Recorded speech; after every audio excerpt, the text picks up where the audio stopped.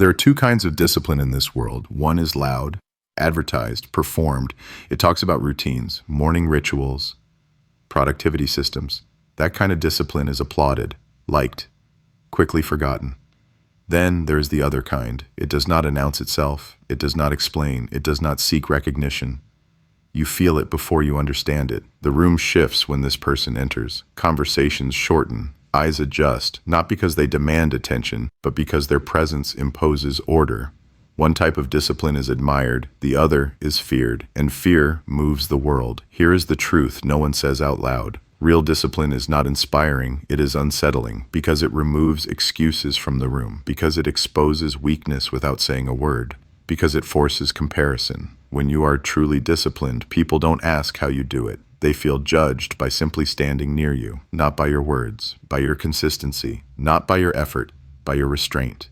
This is why most people avoid real discipline. It isolates you, it sharpens you, it makes you less relatable.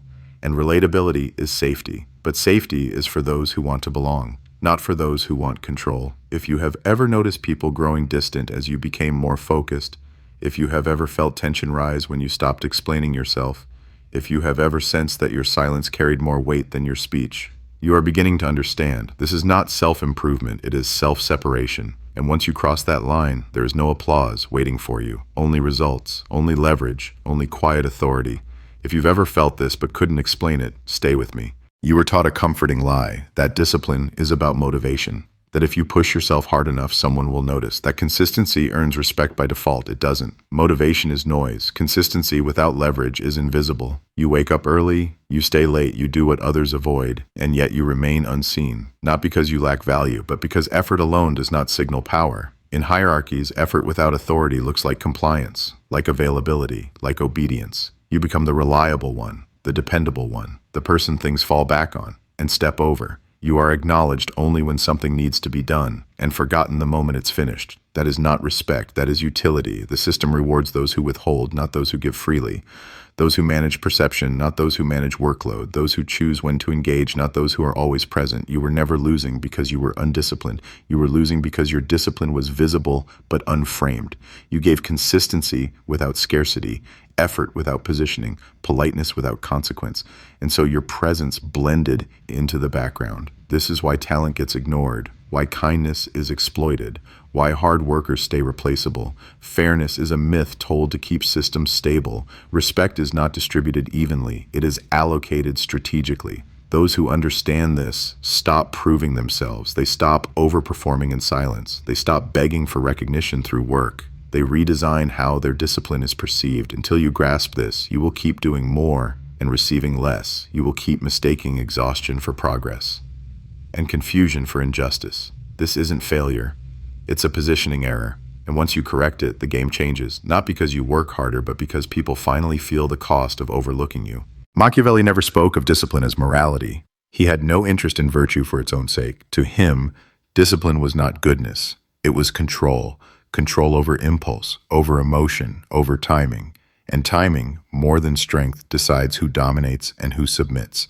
Human beings do not respect effort. They respect what they cannot influence. Anything that reacts can be steered. Anything that explains can be cornered. Anything that rushes can be trapped. This is why undisciplined people are easy to rule. They move on emotion. They seek relief. They reveal themselves constantly. Ignorance keeps people expressive, reactive, open. That openness feels honest, it feels human, and it keeps them predictable. Predictability is the raw material of control. Understanding reverses this. The disciplined mind does not eliminate desire, it contains it. It does not suppress emotion, it delays it. It does not remove ambition, it disguises it. This is the difference between a servant and a strategist. Servants are governed by impulses they did not choose. Strategists choose when impulse is allowed to exist. That choice creates distance. Distance creates leverage. Machiavelli understood that power does not fear morality, it fears autonomy. The person who governs himself cannot be easily governed by others. He cannot be rushed into decisions. He cannot be baited into reaction. He cannot be manipulated through comfort or threat. This is why discipline feels threatening. It removes the usual entry points. No visible craving, no emotional leakage, no urgency to exploit. Discipline, then, is not self-improvement, it is self-containment, a sealing of the inner world. And once the inner world is sealed, the outer world loses its grip. That is the philosophy Machiavelli left behind. Not how to become good, but how to become ungovernable. You believe shame hurts because it reveals something true about you. That belief is the trap. Shame does not wound because it is accurate. It wounds because you accept the position it assigns you. The moment you internalize it, the hierarchy is set. You rush to explain, to justify intent, to clarify context. Every explanation is a confession of weakness, not guilt, but submission. You signal that the judgment matters, that the audience matters, that you are playing defense, and defense is not neutrality. Defense is agreement with the battlefield. This is where most people collapse. They think dignity comes from clearing their name, from correcting misunderstandings, from restoring fairness. But fairness is not the currency of power. Perception is. And shame is a framing weapon. It works by shrinking you, by pulling you into reaction, by forcing you to respond on terms you did not choose. The mistake is thinking the objective is relief. Relief is what servants seek. Strategists seek reversal. Here is the question that should unsettle you. What if the goal is not to be seen as innocent, but to make the act of targeting you feel dangerous? Not loud, not aggressive, dangerous in consequence. When you stop defending, the frame destabilizes. Silence creates uncertainty. Calm introduces asymmetry. The attacker expects emotion, they rely on it. When it doesn't arrive, something breaks. Now they are exposed. Now they are performing. Now they must justify. This is the shift. From emotional participant to structural threat.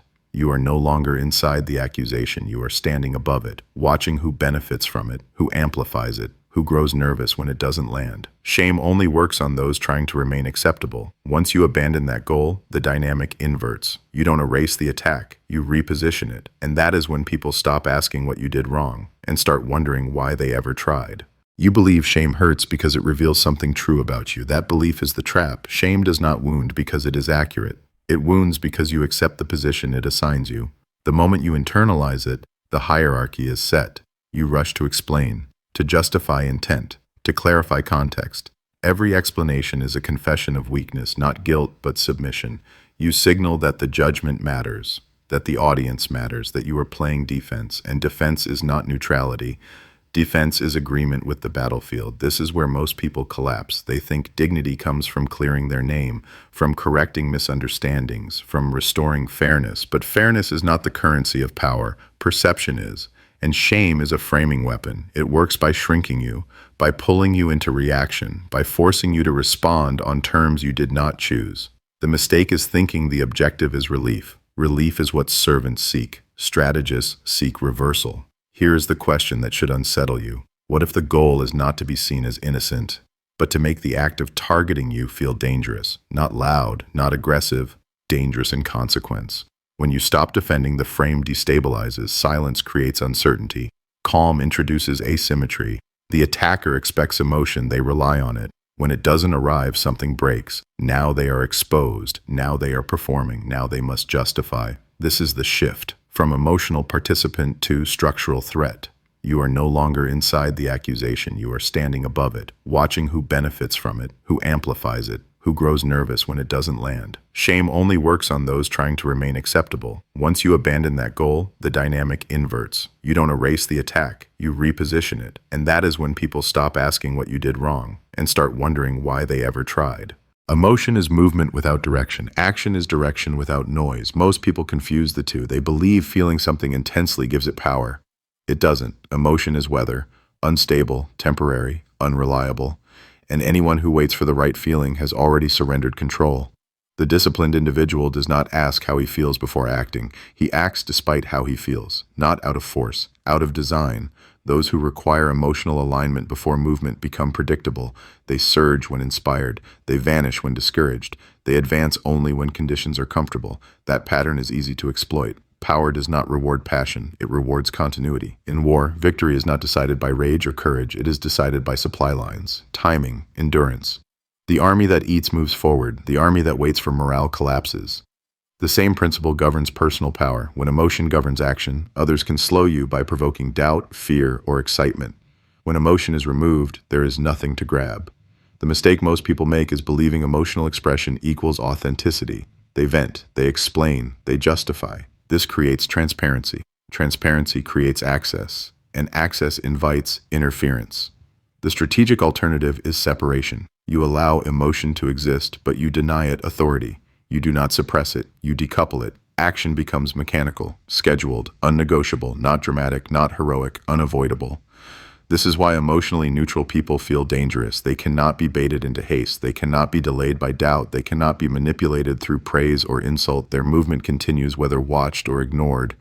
Others act when they feel strong. The disciplined act because it is time. Over time, this creates a terrifying imbalance. Emotion fades, momentum accumulates, and while others wait for motivation to return, you are already positioned where outcomes are decided. That is the quiet advantage of removing emotion from action, not intensity, not passion, inevitability. Authority is not created by activity, it is created by restraint. The mistake most people make is overspending themselves, their time, their words, their attention, their emotional energy. They are always available, always responsive, always explaining, and because of that, they are easy to ignore. Scarcity changes the equation. When your energy is limited, every action carries weight. When your words are rare, people listen differently. When your presence is not guaranteed, it becomes valuable. You do less, but what you do cannot be dismissed. You speak less, but when you speak, the room adjusts. This is not minimalism, it is positioning. Discipline tightens your presence the way tension tightens a bowstring. Nothing is wasted, nothing is random. Every movement feels intentional because it is. People are not drawn to busyness, they are drawn to control. Control signals abundance. It says you are not scrambling, not chasing, not reacting, you are choosing. Most people believe authority comes from visibility, from being everywhere, from contributing constantly.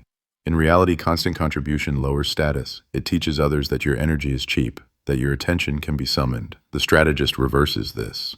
He withholds without apologizing. He disengages without explanation. He preserves energy not out of laziness, but dominance. This makes others cautious. They begin to wonder when you will act, why you have not spoken, what you see that they don't. Uncertainty elevates you. Scarcity forces others to fill the silence. They speculate, they project, they assign importance. That is authority forming without force.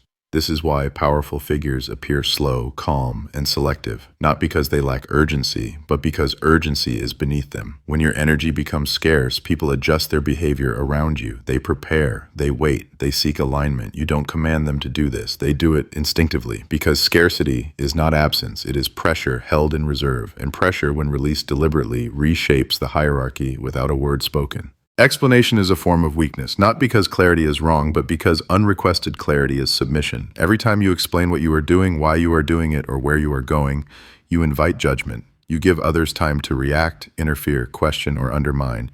You hand them access before results exist. That is a strategic error. Power does not announce movement. It appears after the fact. Most people narrate their effort in real time. They post progress, they share intentions, they justify delays. This behavior feels transparent, honest, responsible.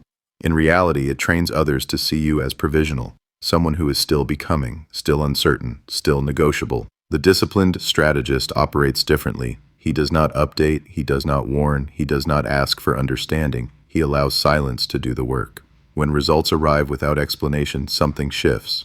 There is no build-up to criticize, no plan to sabotage, no expectation to manipulate. Masks fall because people reveal themselves when surprised. Supporters expose envy, critics expose fear, opponents expose panic, and you learn exactly who is who without asking. Consistency without explanation also removes dependency. You stop seeking reassurance, you stop managing perceptions, you stop needing permission to continue. Your actions become self-contained, closed loop, unaffected by outside noise. This creates an unsettling effect. Others cannot tell what you are preparing. They cannot anticipate timing. They cannot decide when to intervene. They are forced into reaction.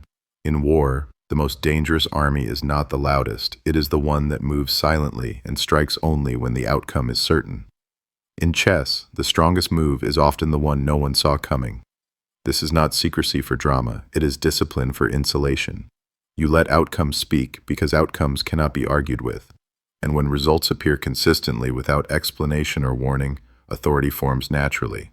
Not because you demanded respect, but because your behavior made resistance pointless. That is the power of consistency without explanation. No performance, no defense, no noise, only movement and consequence. Discipline creates asymmetry, and asymmetry is where power lives. When you do not rush, you control time. When you do not react, you control direction. When you do not explain, you control perception. Most people live inside chaos without realizing it. They move when pressured. They speak when provoked. They decide when emotions peak. They believe this is responsiveness. It is not. It is submission to external rhythm. You, however, operate differently. While others orbit noise, deadlines, opinions, urgency, you operate systems, quiet, internal, closed to interference. Your actions are not triggered, they are scheduled, not by clocks, but by conditions you choose. This creates imbalance. People accustomed to emotional exchanges feel uneasy around you. They cannot speed you up, they cannot slow you down, they cannot pull reactions out of you to regain footing, so they begin to adjust. Silence, in this context, is not absence. It is pressure withheld. Calm is not softness. It is dominance without display.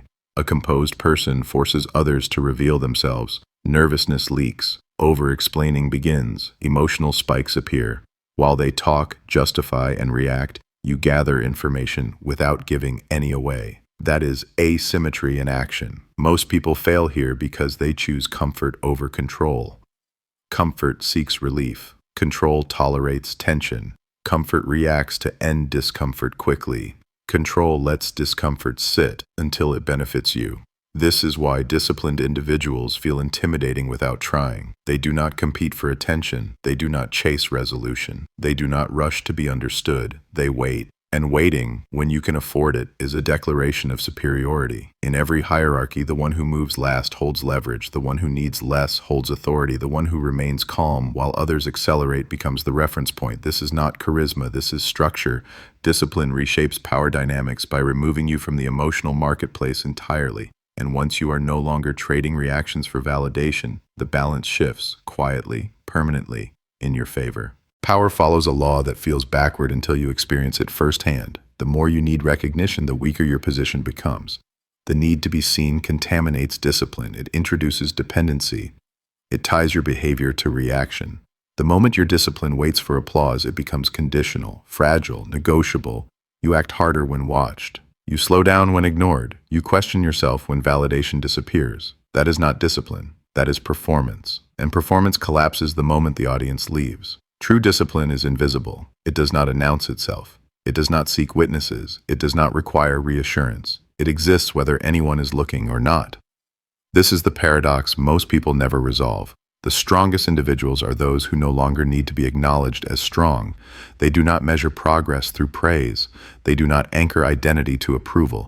They do not ask permission to remain consistent. They operate from internal command. When recognition becomes irrelevant, something changes in your posture. Your movements slow, your voice lowers, your reactions disappear, and others feel it immediately. Not because you dominate them, but because nothing about you is reaching outward anymore. Neediness creates noise. Noise invites interference. Interference creates weakness. Detachment removes access. This does not mean isolation. It means sovereignty. You are no longer chasing confirmation that you are disciplined. You are no longer proving resolve. You are no longer negotiating worth. You act because action is inevitable. Because deviation no longer feels like an option, because consistency has replaced motivation. This is the shift that ends the struggle, from effort fueled by emotion to behavior enforced by identity, from motivated, dependent on feeling and reward, to inevitable, indifferent to outcome and recognition. Once you cross this line, discipline stops being something you practice. It becomes something you are, and that is why it cannot be broken. This will sound cold. That is deliberate, because nothing about power is gentle. Nothing about control is comforting. Warmth creates belonging. Belonging creates conformity, and conformity creates obedience. Empires are not built by people seeking reassurance. They are built by those willing to stand apart, unapplauded, uncomforted, and unvalidated. Most people want to feel understood. They want encouragement. They want to be told they are already enough. That desire is exactly what keeps them manageable.